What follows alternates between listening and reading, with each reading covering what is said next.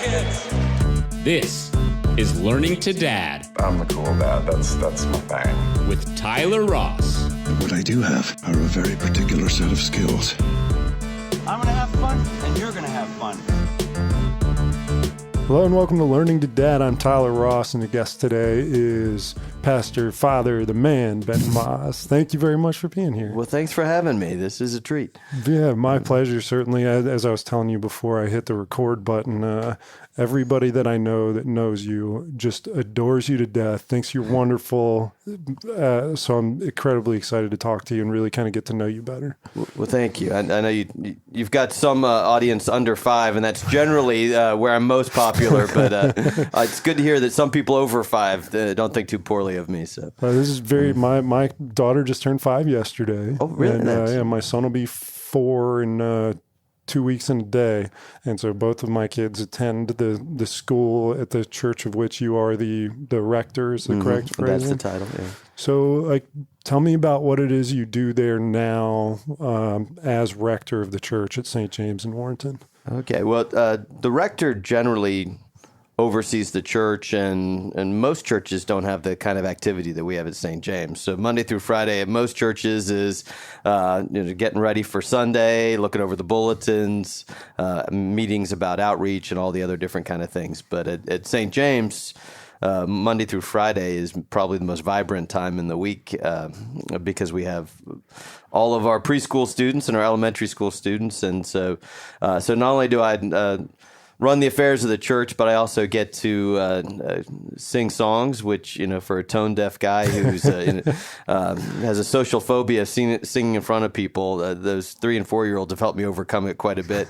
But for age 2 through 5, I come and I read a story from the Bible, and we sing songs, and we pray, and give birthday blessings, and high fives, and fist bumps, and just teach them that they're loved and lovable, and that God's got big plans for them, and that they can do pretty amazing things. So, and that's about as much as we try to instill in our youngest students. And then we also have our elementary, and I get to come in and lead more appropriate church services. When I was a child growing up in the church, it was about the longest hour and a half of my week, and I think we try everything we could to at least be late so that I could minimize the damage, if not get out of it altogether. And so one of my commitments as a priest is to make it more relatable and to make children feel like they're at home, and ideally even encourage their families to participate. So part of my job at the school is making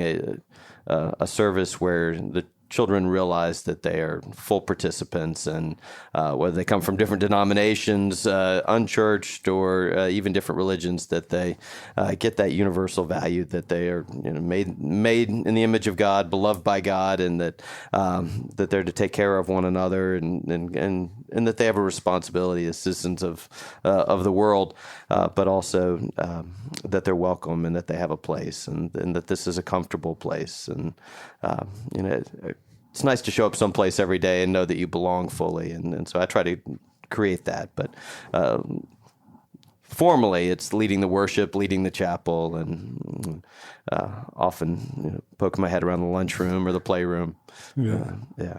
So I love that description of the whole thing, because my second year now as a parent of kids at St. James, and whenever people ask me, how do you like St. James?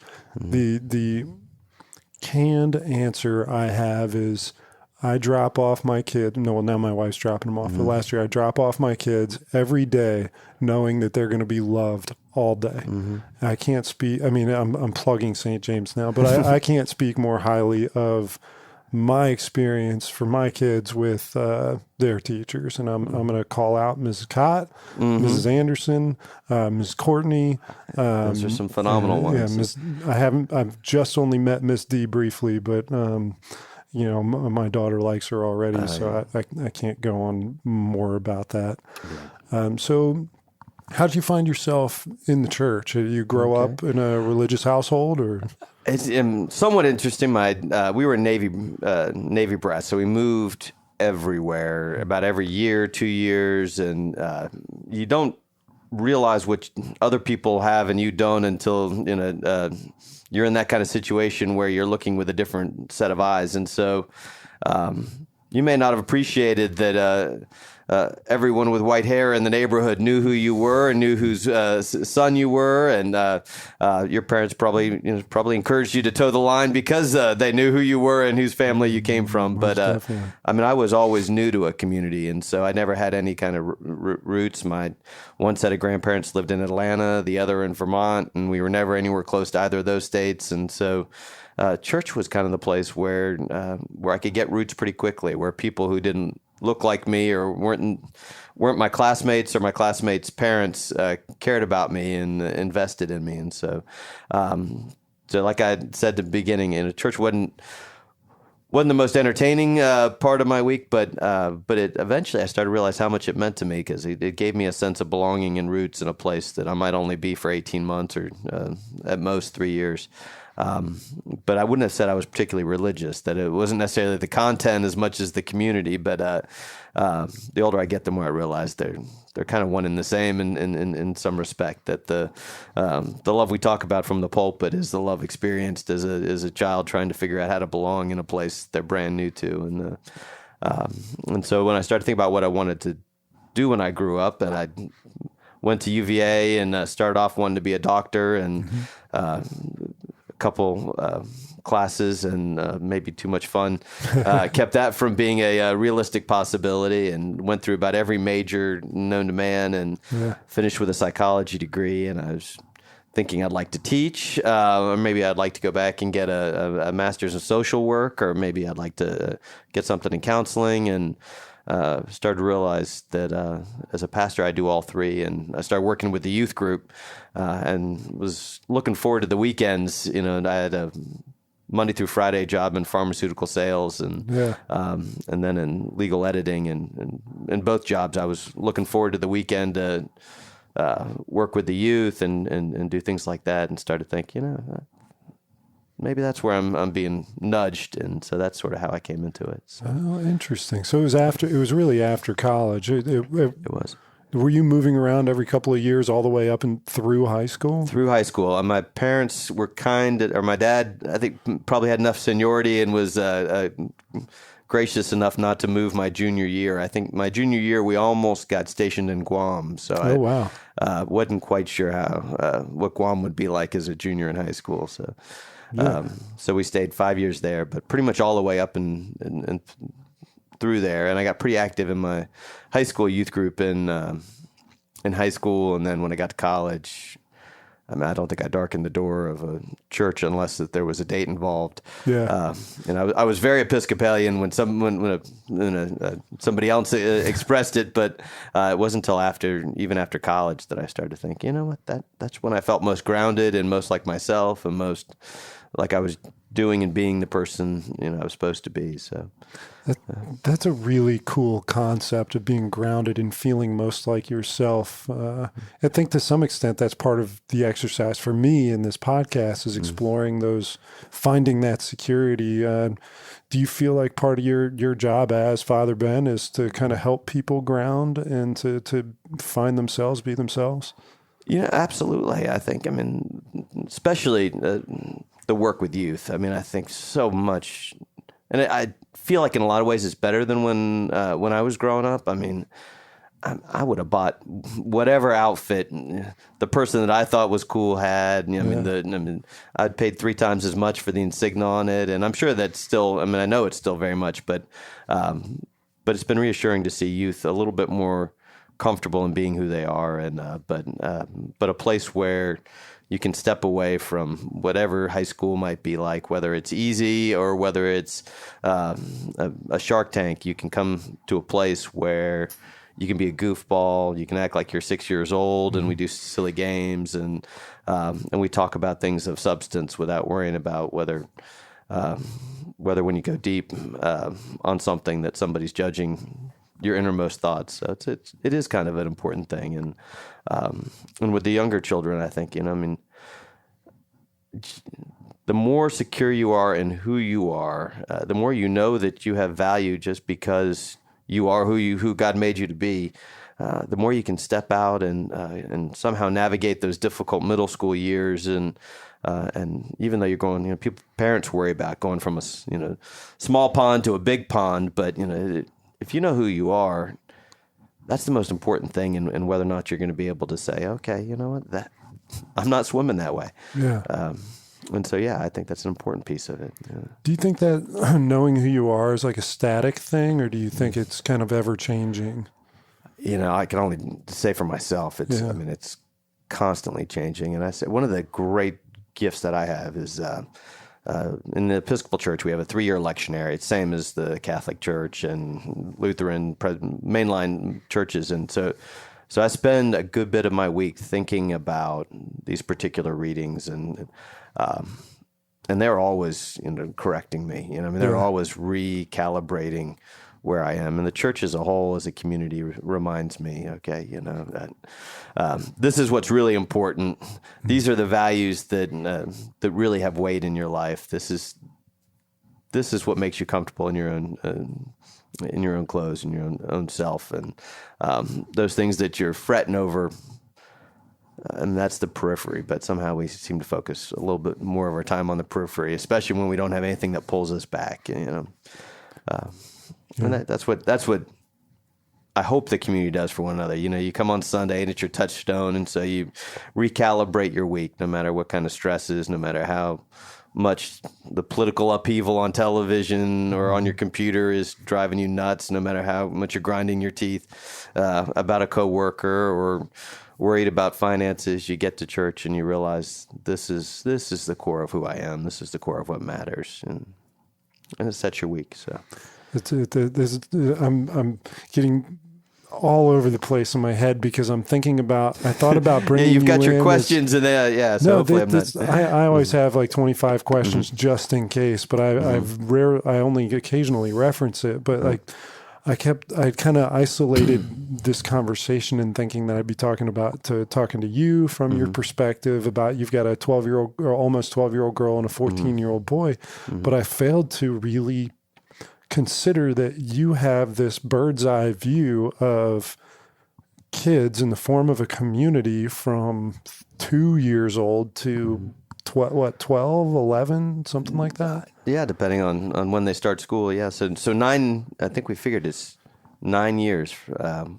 Seems like a lot, of schooling before you ever actually get into middle school. But from 2 years old all the way through 5th grade, that's 9 years of development. So you see it. From the 2-year-olds when they come in to the 5-year-olds when they come out that may be the biggest leap in development that you see in children in just a couple of years, And I'm going to kind of redirect some of the conversation I hope to have with you now that I'm thinking about it in this light. The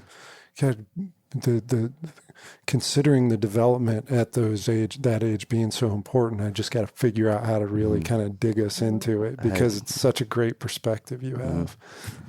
Yeah. It is, and one of the things I was just listening today to a podcast, and it was talking about how hard it is. Directives don't work all that well with kids, and our foundation at the school is around virtues, and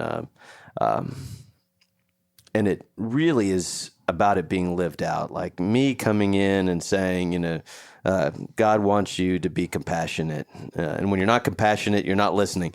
It has limited effect, but an act of compassion, when an example in this podcast was, the priest was talking about son breaking his arm, and 3rd grade boy, all interested in being on the playground and playing with his friends, and he's got to sit it out because he can't sweat in the Texas heat, and he's got the cast, and so this buddy of his boy says, I'll sit out with you, and so I guess they were in the library sitting out, but they were way too rambunctious for the library, so they sit in the infirmary every day for an hour a day, and she was saying that's what's going to teach my son about compassion, not necessarily the priest coming in. But if you model it in a lot of ways, so probably the high five to the kid that's looking a little bit discouraged that day, probably has a lot more to do with the lesson than the Bible story or me telling them this is how you're supposed to live your life.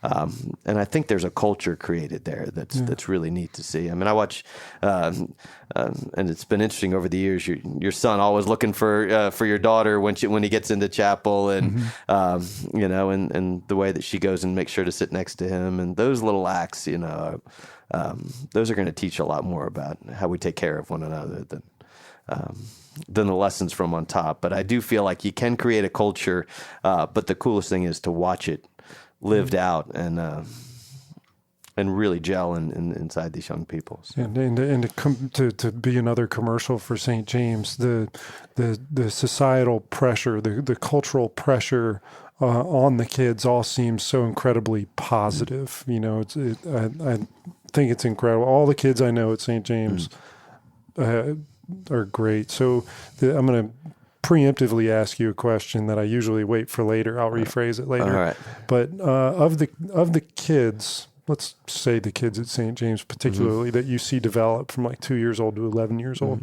what are 3 or 4 adjectives or characteristics that you like to see them kind of come out as? There's a piece when you're comfortable in your own skin, and I don't always see it early on, and there's a place where you get to at 5th grade, and we always sort of find ourselves in my weekly meeting with the head of school talking about where those 5th graders are and getting that sense of it. But there's a peace in one another and in each other that invariably comes. Sometimes it comes halfway through the 5th grade year. Sometimes it comes as they're turning the corner into 5th grade. You see it emerge between the early grades where they look a little shell shocked sometimes at life in general. Or when I first try to get them out of the car in kindergarten, and they're holding on for dear life to the 5th grade when they hop out and give you a high five and say hello as they smile and hop up the stairs, and you think, man, they know where they're going. They have that peace, and that I'm okay. I know who I am. I look for that in the development, and then my son, I don't know if I would have innately said that kid thinks outside of himself. I think a lot of us are pretty hardwired to. We're hungry, we grab it, whether it's the last one or not. We're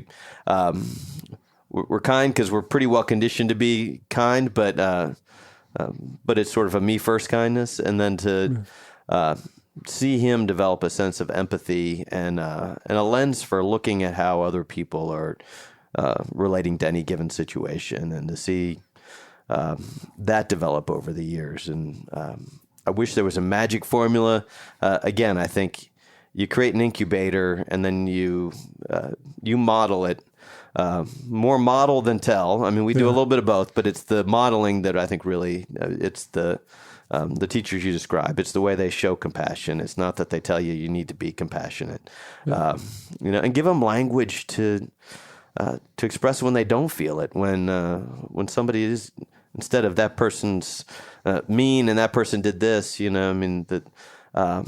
that person didn't treat me with respect. That person didn't think about my feelings when they did that. Or just giving them a vocabulary to talk about what they expect of others and how they want to treat other people. And so those are a few of the things that I think, over the course of time. I love that empathy was one of them. I posited to one of my friends recently, I said, Bernie Sanders inspired this idea of paid for college. Instead of paying for college, how about if we pay kids to go to inner city schools or hospitals or broken families and volunteer 6 months, build a generation of empathetic people?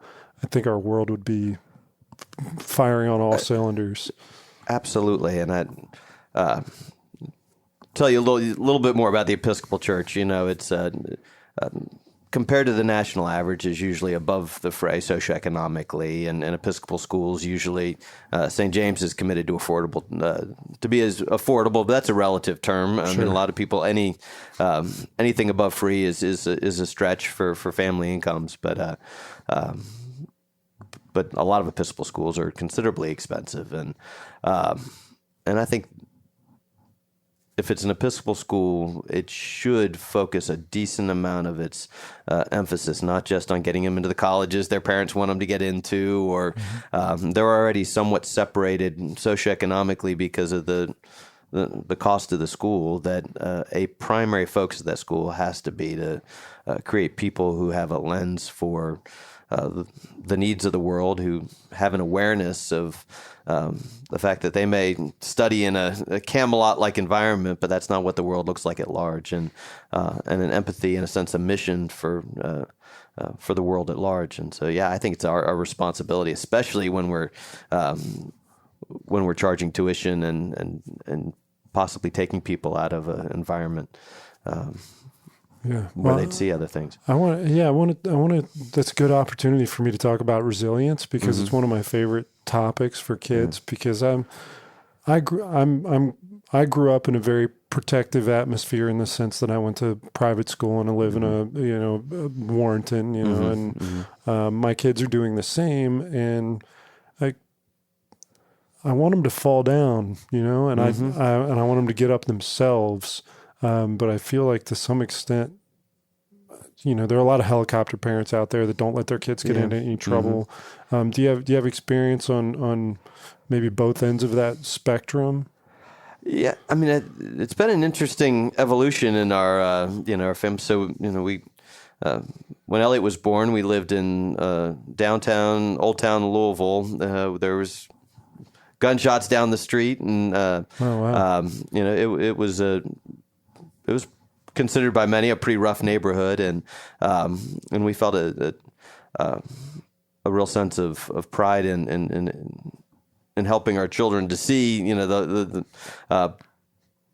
but as I took a call at a church that was, that was in a neighborhood that was a little bit farther down the street, still a pretty diverse neighborhood, and we moved there, and it was, a place where they had a pretty full exposure, but less, or at least different than they had downtown, and then we move here, and that's certainly one of the things that I do think is a growing edge for this community, is that it's a peripheral issue, but I think there's a reason there's not a lot of affordable housing in this area, and it's one I don't think we would really want to admit, but I think our children miss a piece of what our responsibility is as parents and as community leaders to give to our children, and how do we cultivate that? It starts with parents. I think parents really, and that's one of the things that we've sort of committed to, is talking to our children about the world outside of Fauquier County, when we travel, we going to cities and having conversations about the people sleeping on the side of the buildings, and what they're protesting at another street corner, or just what life looks like in an urban center versus here in Warrenton, and the fact that there's social needs, and that we live in a more diverse town than we necessarily always experience. But it's not easy. That is a growing edge, and as a parent here, there's the comfort and security of your kid can hop on a bike and go to their friend's house on the other side of town, and you feel okay with it, and you're pretty sure they're going to come home at the end of the night. And but there's a piece that I wish was also there too. Yeah, I've talked to a couple. I mean, just to drive it directly to money. I've talked to one billionaire and a couple of millionaires, multimillionaires on the show, and sometimes, it's like one of the greatest advantages I had was that I didn't have a whole lot, and now one of the biggest disadvantages my kids have is they have a whole lot. And it's a funny thing to think you strive for these things to protect your kids, and then that's what keeps them from becoming tough or resilient or anything. Yeah. All right. Sorry, that's my fault. I got a little. We're recording again now, but excuse me. I want to jump back into Louisville. So, were you in Louisville when you had your first child? Yeah, both my children were born in Louisville. Bishop Gulick, who actually is from Fauquier County and now is retired here to Fauquier County. Yeah. He was in Newport News, and his son and I are best friends. And so, when I was thinking about going to seminary, I visited him on my way to my buddy's college graduation, and he's always asking, "What are you going to do with your life?" And I said, "Well, I was thinking about this." And he said, "Well, you could come through my diocese and live in Kentucky." And I said, "Well, that's a deal breaker right there." But we love Louisville. Yeah. We were there. He said we might like it, and I was sort of skeptical. I thought I'd stay my 2 years and then move back east, and we stayed almost a decade. So. Oh, wow. Okay. Yeah. So how long were you there? Like, at what point in your professional life were your kids born?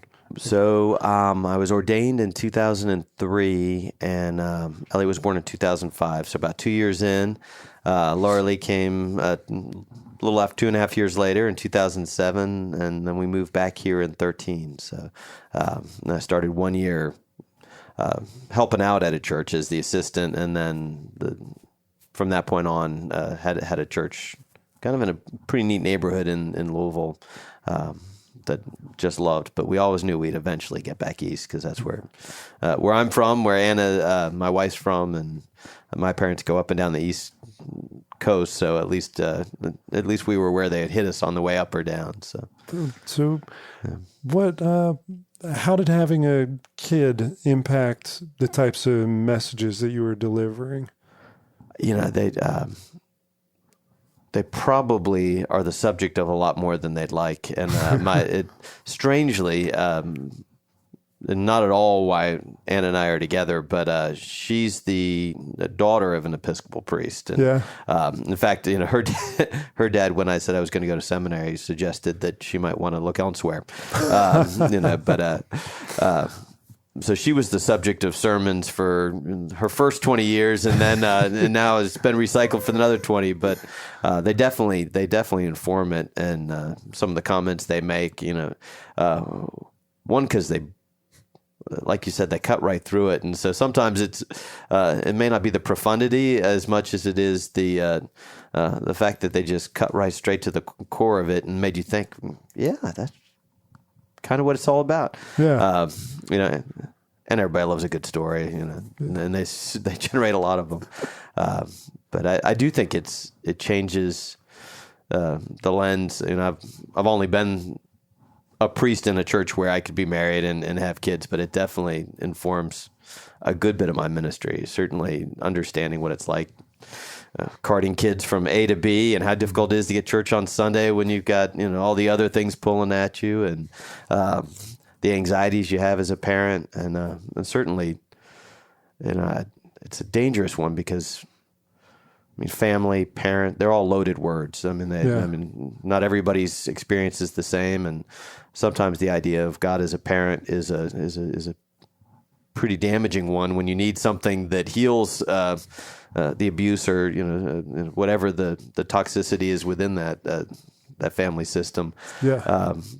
But for me, being a parent, I understand what must be the yearning of God for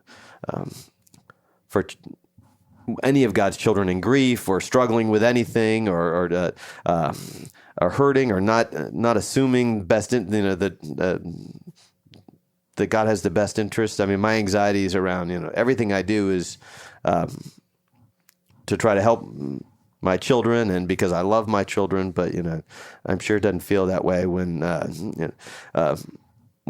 they've lost video games for 2 weeks, or when it's more on the constructive side than the just holding them tight and let them know everything's going to be okay. But funny that discipline can immediately precede the letting them know everything is okay. Absolutely, and and it's hard. It's hard to discipline your child, and you look in their eyes, and every instinct just wants to say, you know what, I have to do this because I want you to be better, and I want you to continue to grow, and that's the primary responsibility I have. But everything around me wants to give you a hug and just say, you know what, never forget that I love you. You're lovable. You're phenomenal. But I'm not going to stop trying to help you grow. I'm reading what I perceive to be a really great book right now, and it talks about it has a chapter where it talks specifically about raising kids, and I'm reminded of it because he talks about discipline, and my son was hitting me, and progressively harder, and like I'm going to say I hit my son, but he's 3 years old. I didn't hit my son. Exactly. I just gave him what he gave me. Yeah, just and showing him. He was immediately upset, and the person that he came to for comfort was me. Yeah, and the part of the book that was so fascinating was that parents hold grudges against their kids. Like if we hadn't immediately worked that out, the next time that he misbehaved and I held that grudge against him, he wouldn't understand where that came from. Yeah. And so the idea that your kid can immediately forgive you and that now that the discipline part is over, we're back to normal. We're not carrying it over and it's done now. It was just a fascinating concept to me. Yeah, I like that. It makes sense though. I mean, the way they're, we are wired largely for self-defense. I mean, he needs you a lot more than he needs to carry that grudge. You know, you don't quite have that same dependence, and so he's hardwired to go to what he needs. Yeah, and I gave him exactly what he needs, and I think it was love and a hug. Absolutely. And it feels weird to say that I hit my kid. I didn't strike my child. I got you. I had somebody on that spanks their kids, and the more I read, in the right context, it seems to make sense to me. I don't know if you have any immediate reaction to that. We didn't, but I know great parents that have, you know, and I do think in the right context, if they never ever doubt that they can turn that switch and do exactly, you know, as your son did, you know, know that that the hug is right there when he needs it, and it's done. I mean, I think the most dangerous thing we do is we act out of our raw emotion, you know, right? You know, and you know, my dad, you know, is just strict, admiral in the Navy, you know, but and he spanked, but I mean, he was as calm, you know, he might have been irate earlier, but by the time that came, he was as calm as could be. And I always knew that. I always knew there was no, I need to get my rage out and you know, you're the object of it. You know, that was never, ever. That's incredibly important for parents to understand that. And the book is 12 Rules for Life, The Antidote to Chaos. The chapter is never let your children do anything that makes you dislike them. I would encourage every parent to read that chapter because it is... it provokes thought and ideas. I don't know if you've ever read that. No, I need to write it down after this. Though. It's a fascinating chapter that I'm probably going to reread it half a dozen times. But anyway, I've never spanked it was just that one experience. Yeah, you know, if your kid pinches you and you pinch them a little harder, they pinch you. Exactly. You want to show them. You want to show them. Okay, you know, and you're teaching them. I mean, that's the whole purpose. That's the point. This is what This is what that feels like, and you know, you want it done to you. Punishment. It's teaching. Absolutely. So. You talked about kids like cutting to the chase. You know, it's not the profundity of it you said, but they're cutting to the chase. What do you think it is that lets them do that? Well, you know, I mean, I think it's somewhat they're more impulsive in their all right, I need to be loved right now. So this is what I see. You know, we have so many filters on, and and sometimes we can intuit and see things that they can't because of all those filters that that we've put on over the years. But I think their response is kind of unadulterated, and sometimes all those things that we need to deal with the complexity of the world, we can't just take them off just because we want to see something differently. And so I mean, I do think there's a purity there. I mean, you watch children come to the communion rail, and a lot of the adults they want it to mean something, transformative, and or they're still thinking of the grocery list that they're going to go and pick up on the way there. Whereas, a child just comes in and somebody's going to give them something that they did nothing to earn, and then you see just in their eyes gratitude for a gift that's going to be given to them and put in their hands, and that's tough for us to get that unadulterated, that stripped down. So it's funny how smart they are. They are, absolutely. Really young ones. Mm-hmm. What was raising a boy and a girl, as a member of as a leader of a church? Yeah. It's there's a reputation that is probably, reputations have a reason for developing over time, but sure. Called a PK, or a preacher's kid, and usually it comes with a eventual rap sheet, and my wife won't hide from the fact that the congregation used to call her Anna Rotten, and she had 5 older brothers that were in trouble. One even may have burned down part of the church on accident, trying to light the Advent wreath to make Christmas come a little more quickly. Oh goodness! But there is that, and I think sometimes it's a reaction against the church and the way that everything is black and white. So, I think hopefully one of the graces of being in the Episcopal Church, which is in the whole scheme of things a pretty progressive and church that understands that life's got a whole lot of gray, and that it's a little bit harder to rebel against than necessarily the very black and white, and you're either on the right side or the wrong side of every issue. But there is that reputation, and so I am always attuned to what it's like. But I've only seen the other side. My daughter went to church today, and hadn't been in a while because we've been on sabbatical, which it's been a pretty awesome experience with my kids. I have been with them more in the last 2 months than ever before in their lives. But they've all watched her grow up, and they were commenting on how she's really come into this middle school self, and the way that she carries it, and she has that thing that I talked about early on about being in a community where people have invested in me.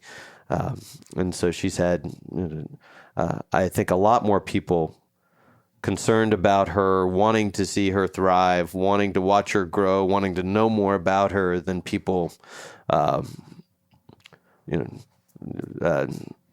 shaming her for her mistakes, or encouraging her strongly to toe the line, or I don't think she's felt judgment. I think she's just felt affirmation and belonging, and same, absolute same for my son.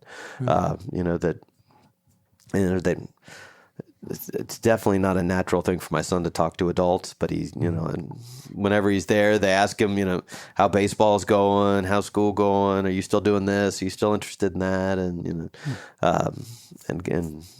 kind of forces him to come out of himself a little bit. So. Talk to me about the role of sports in your kids' life. Do both your kids play sports, or one of them? They do. They do. And, I will say one of the things that I learned on my sabbatical is that we're both full-time working parents. I'm the one who lives in town, and I see them more. Mm-hmm. But we are almost always moving, either from school quickly to the dinner table, quickly out the door to travel soccer, or travel baseball, or basketball in the winter, or maybe golf or swimming in the summer, you name it. But we don't do the sport together all that often. My son and I'll go play catch every now and then, or I'll throw balls for him to hit. My daughter and I will kick the ball around. But I love sports. I love what it's done for them as people.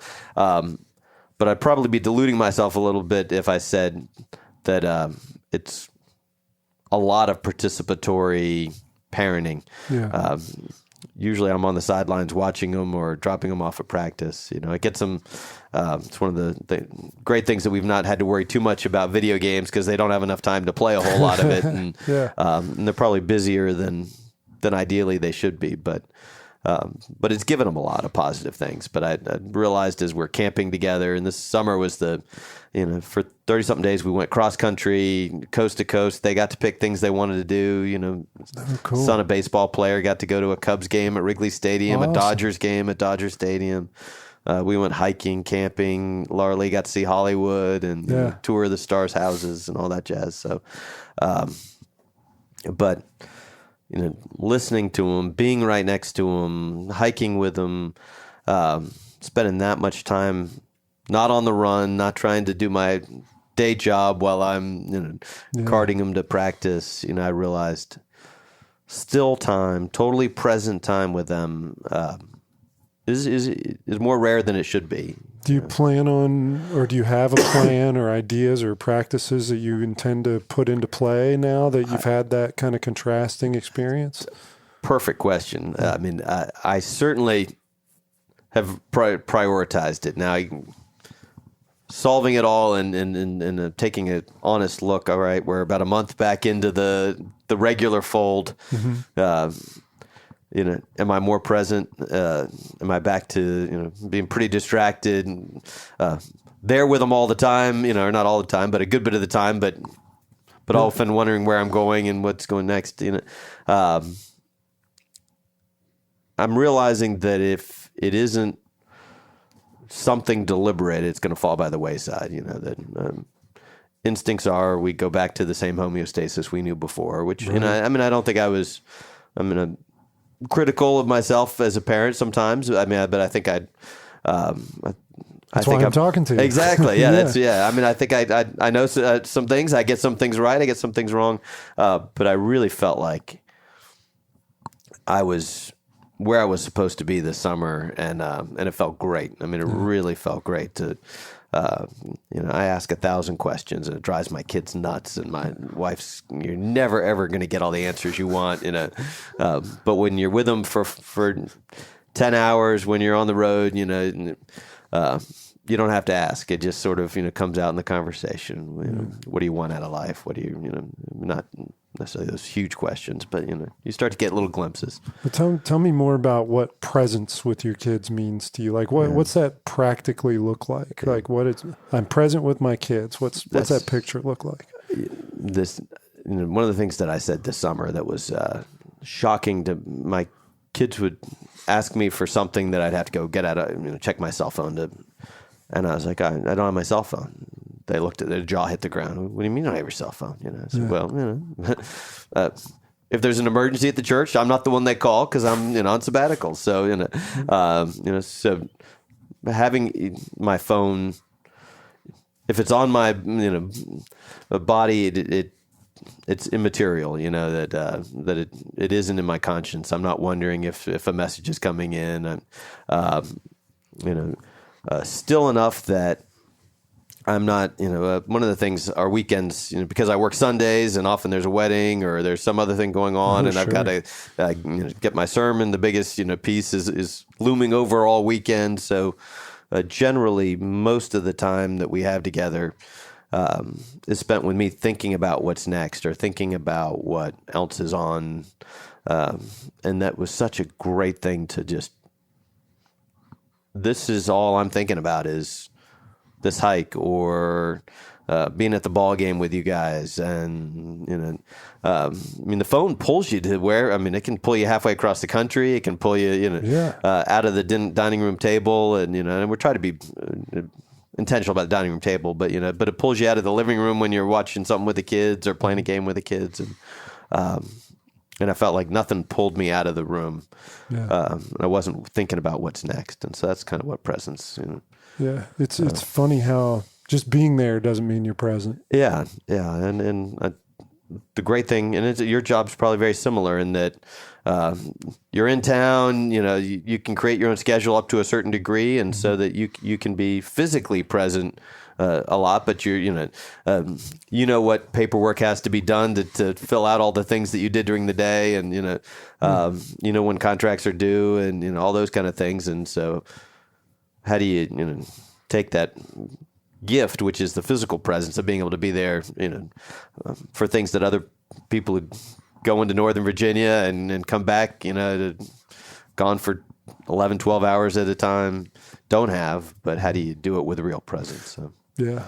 I want to ask you about your role as a leader, as a mentor, as a guide. What is one of the common familial problems or children developmental obstacles that you see most frequently? Without calling out anyone in particular, of course. That is a tough question. You talked about helicopter parents, and I think I think this place cultivates this in some ways, in that it's a wonderful, bucolic, safe place to raise children.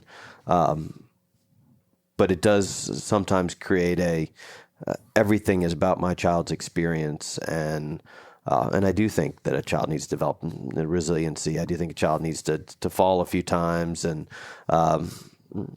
struggle with school and figure out, all right, if I keep doing this, and expect it to be okay, and the teacher keeps saying it's not okay, then maybe I need to learn that important lesson. And I think I do think families are too concerned about that moment instead of the long arc of that child's development. You put that beautifully. Yeah. Well, thank you. And I mean, as a parent, I'm impressed with my parents, whose first instinct was always, the teacher who is empowered and equipped, and might not be the favorite teacher, might not be the best teacher the school has to offer, but the teacher is prepared and equipped to help my child grow, and is part of the team that I'm on of helping my child grow. And and I'm thinking now we generally assume that we're the only ones that are equipped as parents. That it's us and our child, and everyone else is at times working for us, but I think the team concept of how we all work together to raise children is getting lost a little bit. Yeah, it takes a village.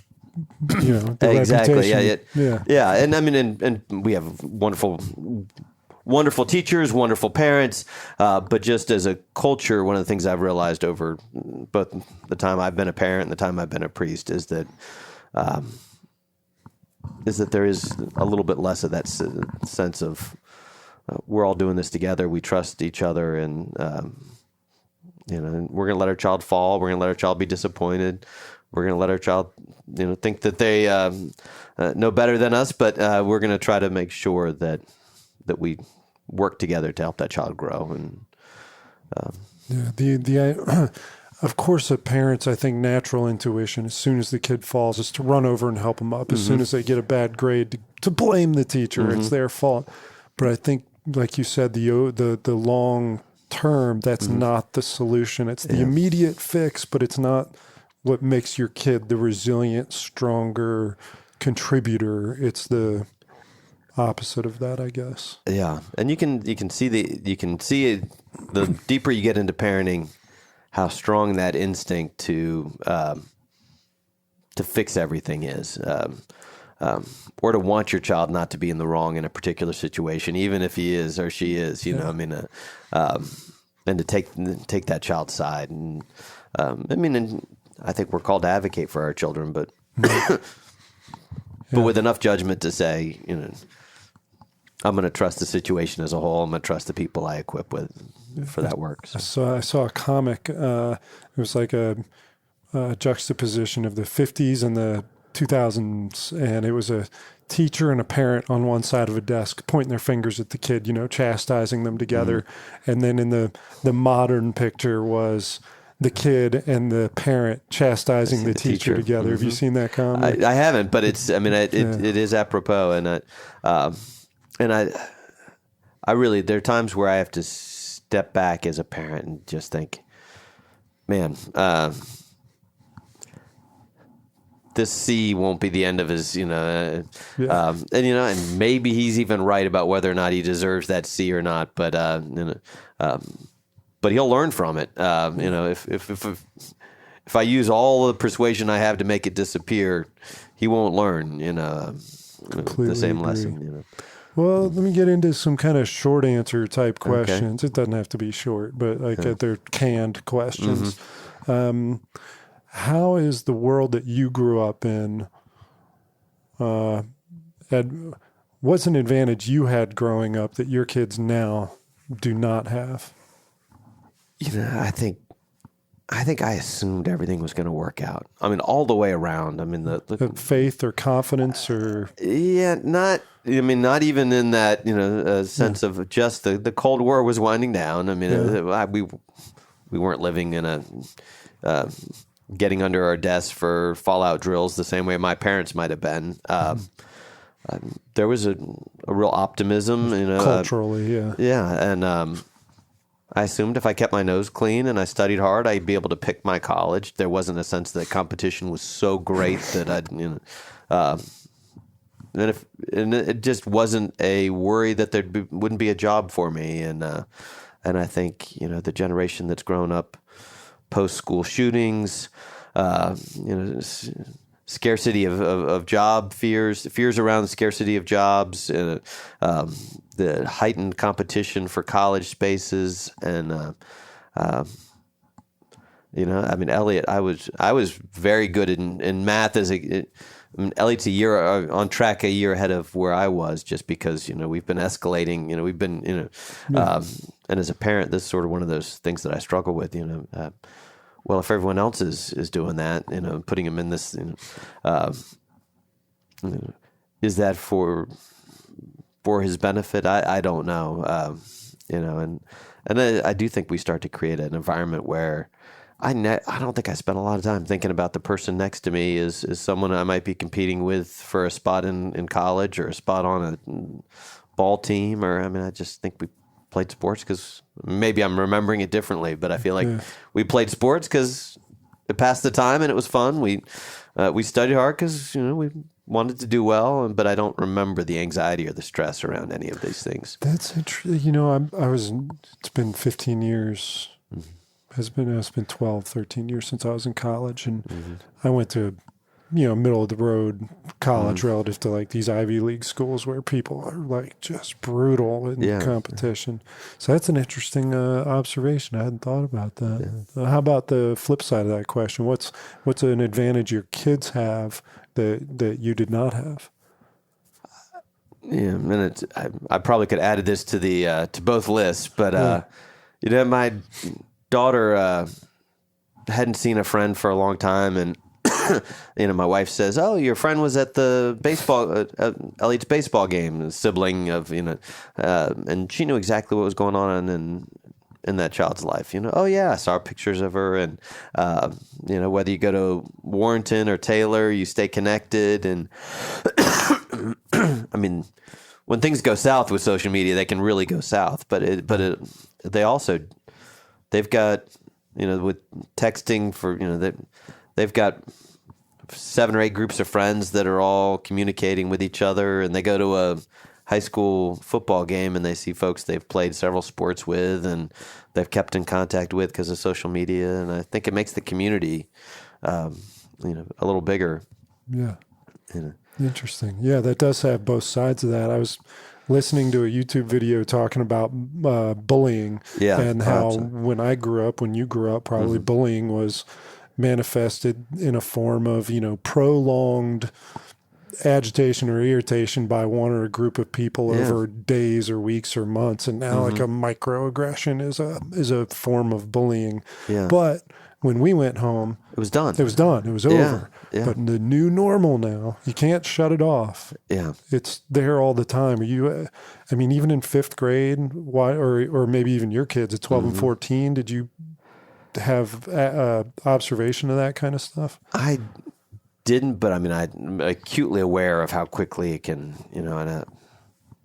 I think probably, I don't mean to generalize too much, but, I feel like my son, it's just sort of, it's all just, touching base and for folks that don't communicate all that effectively in general, they can sort of in one line, keep connected. And I feel like he's got probably deeper friendships because of social media, just because it keeps him locked in. And whereas my daughter, I think, that I can see if any friend is on the outs that you can feel more isolated, more picked on. It can get deeper quicker.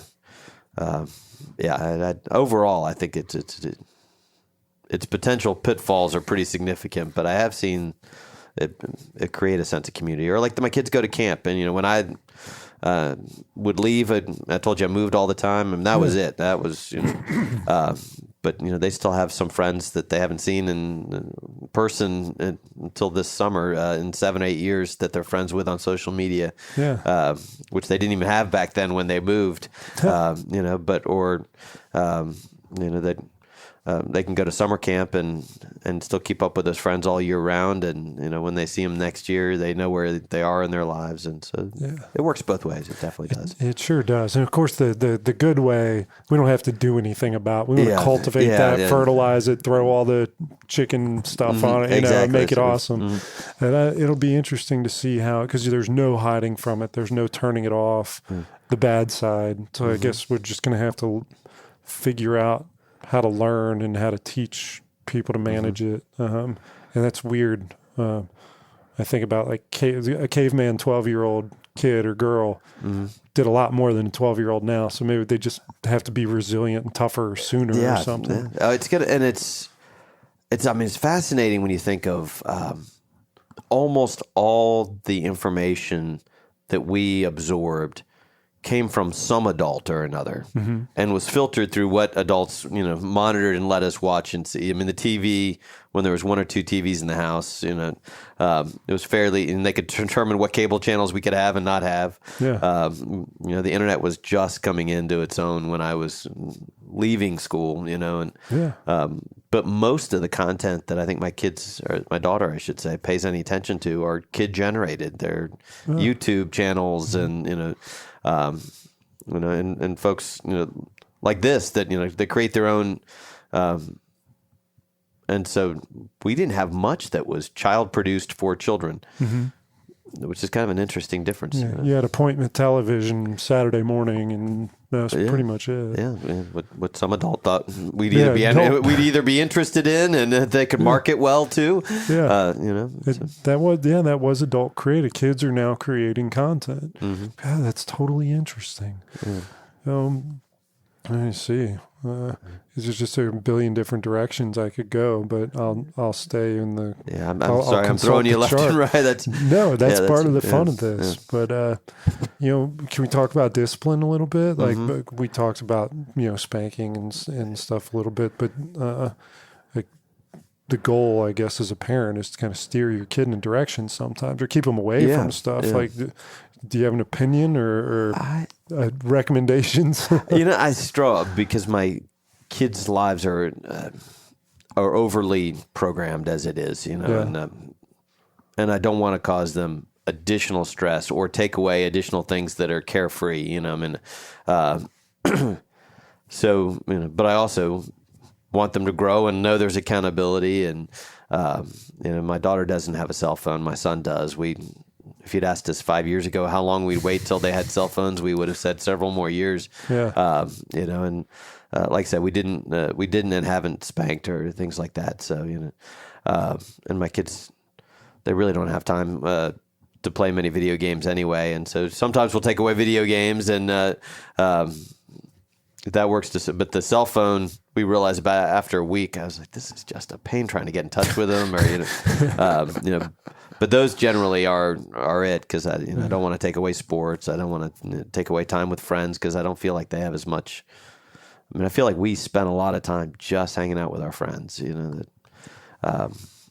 They're running, and if they're not running in particular directions, their friends are running in particular directions. So there's not many days where everybody gets off the bus, goes, grabs a snack, and just spends the next 4 or 5 hours playing football in somebody's backyard or something like that. It's just a little different than it was then. I'm so grateful to grow up playing a little football in the backyard. Yeah. So I don't want to ground in the sense of, okay, you can't leave you can't go play for a couple of weeks. So I take away things that I'm not all that happy with in the first place, like the video games and whatnot. But it's funny that the world we live in is so different than the world our kids are growing up in.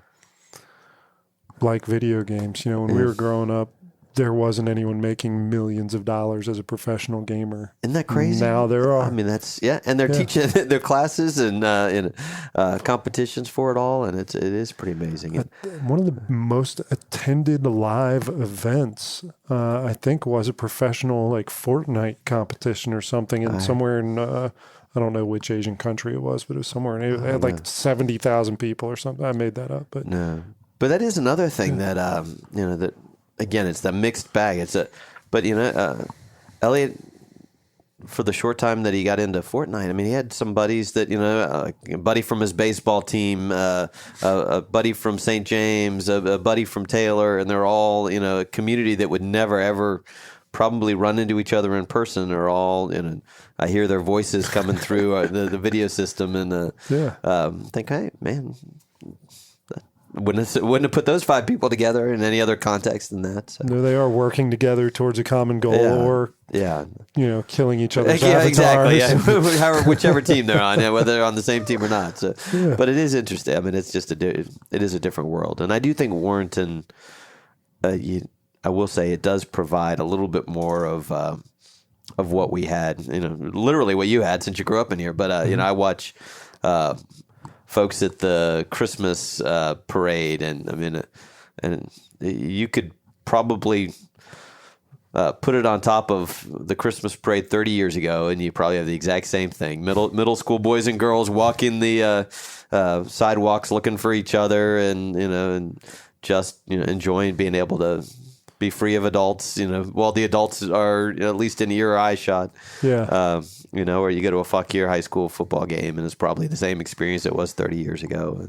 And Elliot does get on his bike and go across 8 or 9 neighborhoods to his friends' houses, and that's so refreshing, because as so many parents I talk to, it's like the fear-mongering of the world has gotten to them. Yeah. I mean, I used to have a pocket full of quarters and ride my bike miles. Yeah. And not a whole lot of parents are willing to do that. Yeah. When's the last time you had a kid knock on your door and try to sell you wrapping paper? I know. I mean, they've actually the solicitations for the fundraisers for the middle school say, do not go door to door. Yeah.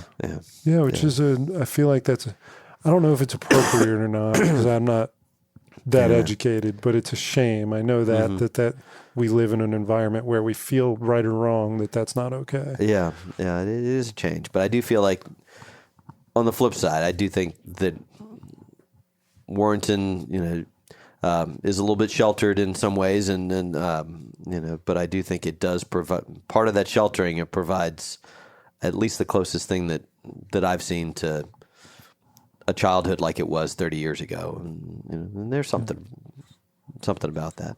So, one of the examples I like to use is back in the day when parents would say something like, "Don't you dare listen to that Elvis Presley, he'll poison your mind," type of thing. Yeah. Can you think of anything that your parents forbid you from doing that ultimately felt pretty innocuous?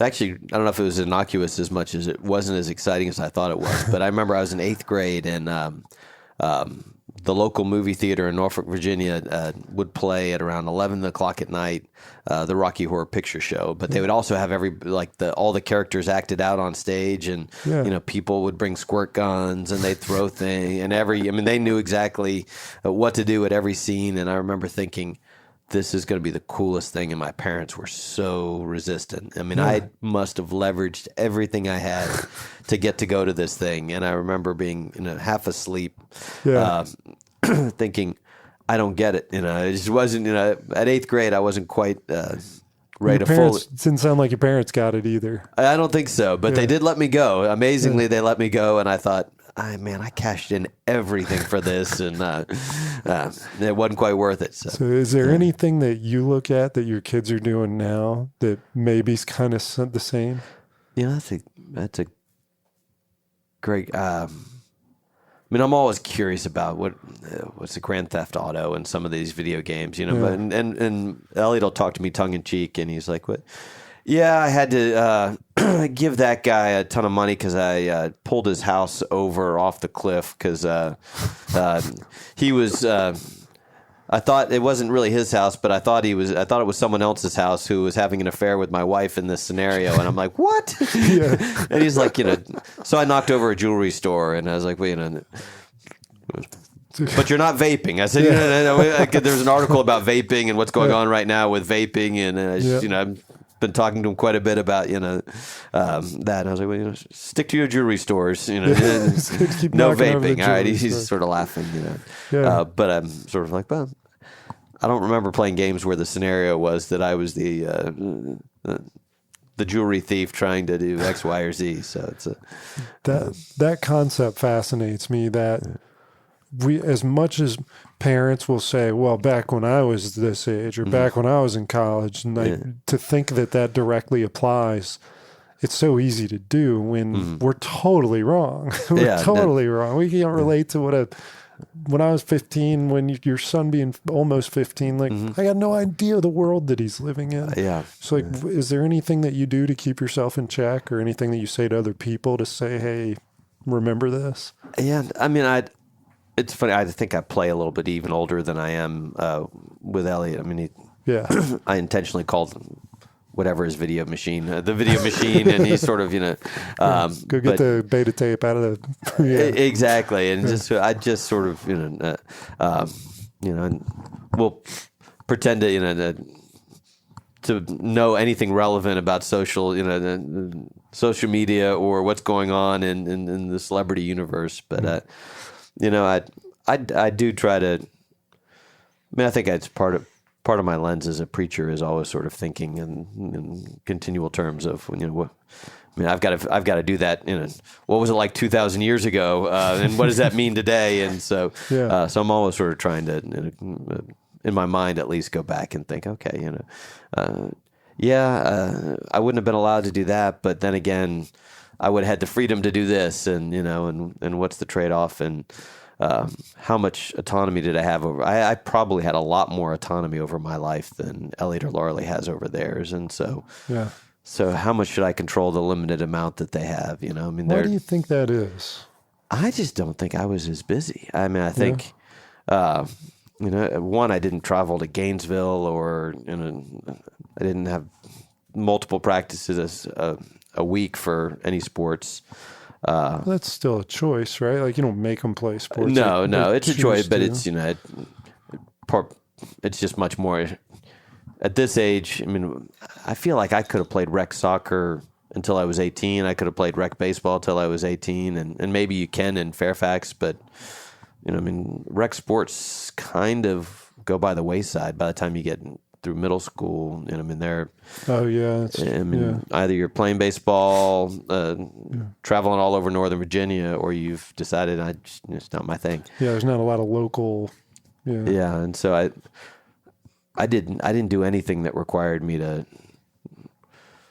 go 30 minutes down the road to get to a practice that was 2.5 hours long that would get me back and start my homework at 9 o'clock. And I played sports all the way through, but it was all in my own town. It was usually one until I got to high school practice. 2 practices a week at most. So the options are almost overwhelming.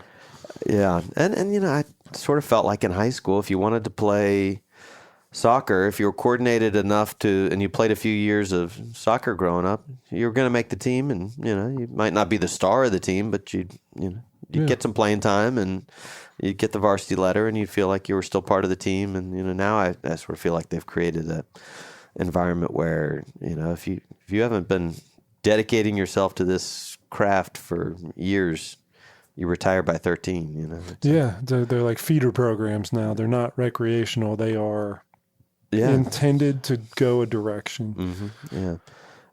So I do think they have less autonomy. Yes, they could opt out of the whole in a soccer or baseball thing, and but I think their schedules get filled between that and school.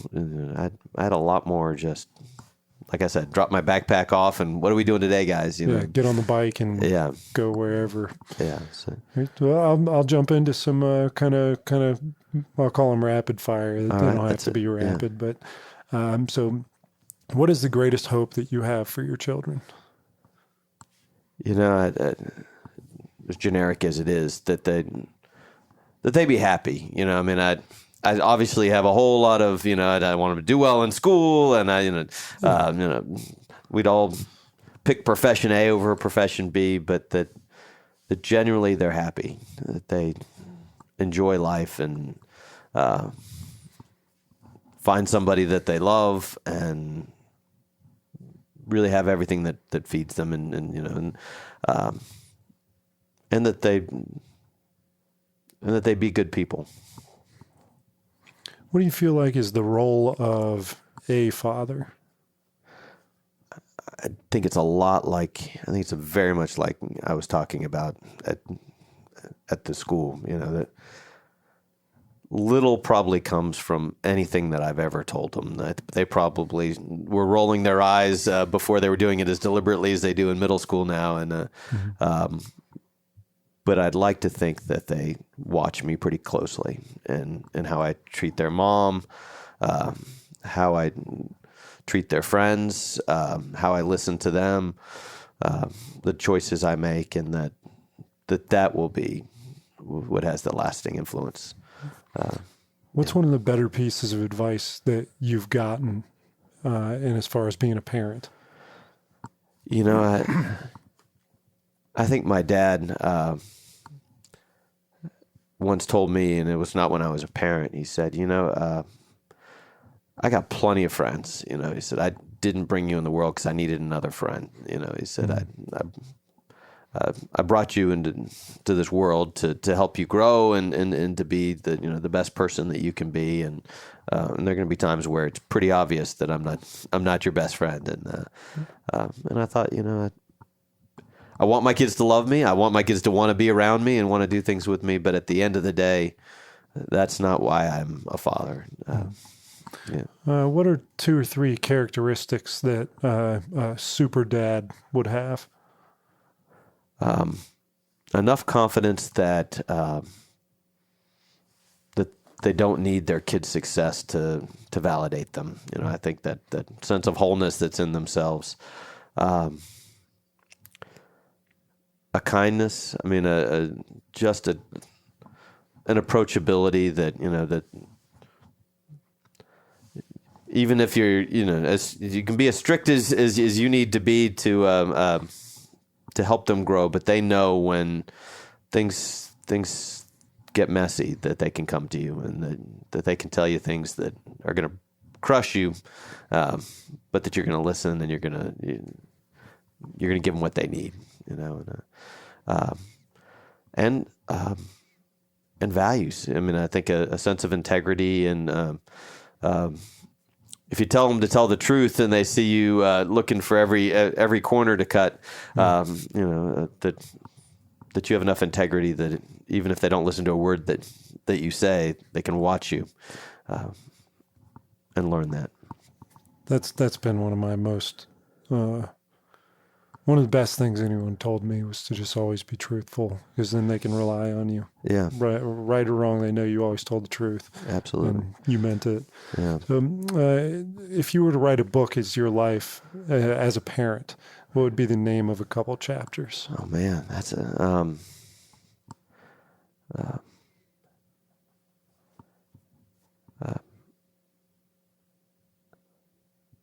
parenting's much easier when you realize you're not cool. I mean, that's it. I think one, you're more fun when you're just being yourself and you're a goofball. I think I learned that from being a youth leader. When I was in my early 20s, I might have had at least a little bit of that street cred to be the cool young adult, but that doesn't last very long. And you're better off to own who you are than it is to. That's the best. That's the best one I've heard, I think. Yeah. But I think I learned that from being a youth leader. But it works as a parent. I'm a much better goofball, embarrassing dad than I am cool, trying to look like I'm their age. The big learning that I'm still working on is just being there isn't being present, and making sure I'm clear about which one I am. I'm going to shoot from the hip a little bit and ask a new question. What do you think is the role of self-development in being a parent? I think it's always big. I mean, just as a silly and kind of superficial example, the kids are finally getting to this age in sports where coaches have expectations of them, and and I'm feeling like if I haven't gotten off the couch in months, and I'm not willing to go out and do stuff with them, then what can I expect of them? Or what kind of credibility do I have? Or so I taught myself how to juggle a soccer ball. I played soccer growing up, but never was any good at juggling. But Laura Lee's coach, that was their, this summer you're going to work on that, and so I figure, I'll teach myself how to do it. So that when I ask her, have you practiced your juggling, I can say it with some integrity, and I think, and that's a superficial answer, but I do think that if they see us always trying to grow, do your homework, get good grades, that all those things we say or impart on them, if they don't see us trying to be better selves, how much integrity does what we say to them have? That's a wonderful example. The book that I'm reading, the author I listen to frequently, and he referenced Mahatma Gandhi. A parent brought their kid to him and said, "Tell my kid to quit eating sugar." And Gandhi said, "Come back in a month."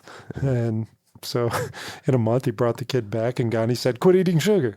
And the parent said, "Why didn't you tell him that a month ago?" And Gandhi said, "I needed to see if I could do it." Wow. So I thought that was pretty cool. That's pretty cool. It's just like you're juggling. Like you have no reason to juggle a soccer ball with exception to being an example to your parent, as a parent. I think that's awesome. Yeah. I think it probably just frustrated my daughter, but at least I could say with some integrity, all right, let's go. Yeah. No, I think you may have just inspired me to do whatever it is my kids are doing. If it's ballet, I'm going to go be the best ballet person I can be, and just to be the example. Well, good. So, good. Do you have a favorite television dad, TV dad? The dad from Wonder Years was always, which would, Did you ever watch Wonder Years? It was on the edge of my generation. We skip it. It's worth going back and watching it. So, but he's just kind of a curmudgeon-y dad, but it's such a perfect throwback show. I mean, it goes well past my childhood, but it was almost the exact same. When I was watching it, it was my dad's childhood. While he lamented how much it changed growing up while I was a child. And so now that it's two generations, it's kind of...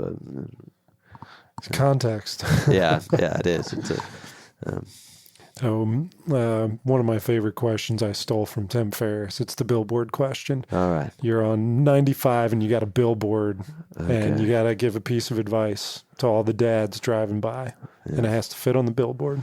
All right. Never make them wonder if you love them. It's great. Yeah. If time, money, space was no object, and you got to give a gift to every father on the planet, what gift might that be? I told you about my recent... I'd give 5 weeks of paid vacation and the resources to take their family cross country, as many days as you can make it through in a tent. I mean, that was the best gift I've ever been given. And, St. James, I will be forever indebted for creating that space for me, and for Anna's work for being able to get her the time off. But 5 years, Elliot will be in college, and not much longer, my daughter will as well, and rest of time we'll always have. When into your life do you feel the most love? I've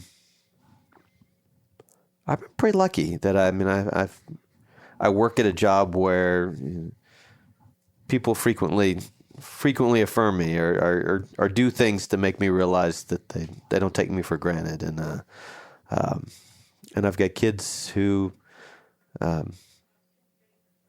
think I'm a good person, which is nice. I mean, at the end of the day, there's probably not a better thing, but they think that if they ended up like me, that would be an admirable pursuit, which I think that's the way. And then they show it in different ways, but it's kind of neat the way Dad, just because you do that doesn't mean everyone else does. You're always doing. But I just I think that the fact that they think I'm somebody with integrity or somebody with exemplary character, that means a lot to me. Yeah. And I don't want you to cheat off your last answer, but this question is, what kind of father would you like to be remembered as? A lot more present. I mean, I'd like to be remembered as the kind of dad that both kids knew they could always come to, and they were never in too big a hole or made too big a mistake or were crashing too hard that they couldn't come to me and say, I'm falling on my face here, Dad. Yeah. That they wouldn't be worried that I would anything, shame, anger, any of that would be my leading. That I would know that they just need to be held and loved, and that billboard. Never worry that I don't love you with everything I got. So, and this would be my last question for you.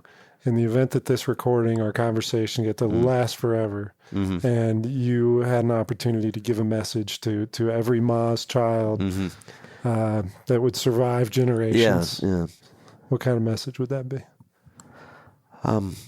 It's an interesting one because I've never lived in the same place as the generations that have gone before me, and so I've never gotten that lecture from you wear the Maas name wherever you go. But I think I hope great grandchildren down the road realize that all your great grandfather asks of you is that you take good care of one another and that you lead a meaningful life, and don't worry about class rank or paychecks. Just live a fulfilling and meaningful life and take good care of one another along the way. Father Ben Maas. Thank you. Thanks for this. You made it much easier than I thought.